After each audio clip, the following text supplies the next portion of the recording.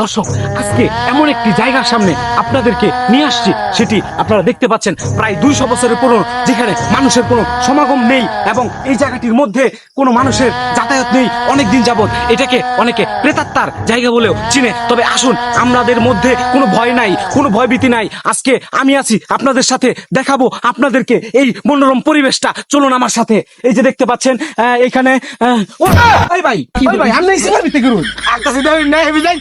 এটা কোনো কথা হলো নাকি? আক্তাছি না আকবার লাগে এই জায়গাটাই ভাইলেন, এই জায়গাটার মধ্যে কি শুরু করলেন না করলেন বুঝলাম না কিছু। আরে একবার দিন পরে আইবেন ও আচ্ছা, সরি ভাই, ঠিক আছে।